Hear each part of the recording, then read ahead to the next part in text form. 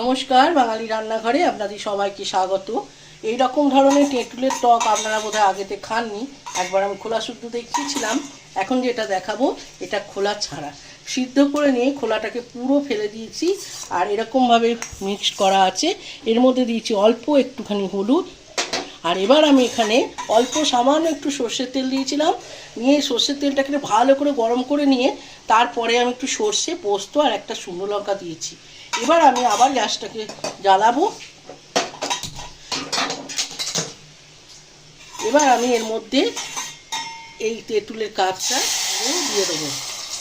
এইটা একবার এইভাবে বানিয়ে খেয়ে দেখবেন, খুব সুন্দর খেতে হয়। এবার আমি একটুখানি ফুটতে দেবো, তারপর আমি আবার চিনি ব্যবহার করব।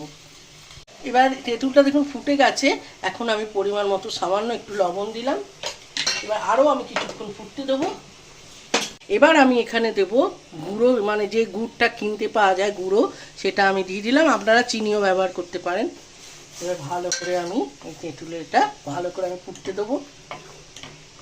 এই রেসিপিটা একবার এইভাবেই তেঁতুলের টকটা খেয়ে দেখবেন, এত সুন্দর লাগে খেতে। এবার আমি ভালো করে ফোটাবো। অনেকক্ষণ ফোটানোর পর দেখুন এইভাবে একটু পাতলা হবে ঝোলটা, আর খেতেও খুব অসাধারণ হয়। আমি যেইভাবে বানালাম সেইভাবে আপনারা একটু বানিয়ে খেয়ে দেখবেন, খুব ভালো লাগে। যদি ভালো লাগে একটা লাইক, শেয়ার, কমেন্টের জন্য আপনাদের কাছে অনুরোধ রইল। চ্যানেলটা সাবস্ক্রাইব করবেন যাতে নতুন নতুন রেসিপিগুলো আপনাদের কাছে পৌঁছাতে পারে। ভালো থাকবেন, সুস্থ থাকবেন, ভালো খাবার খাবেন।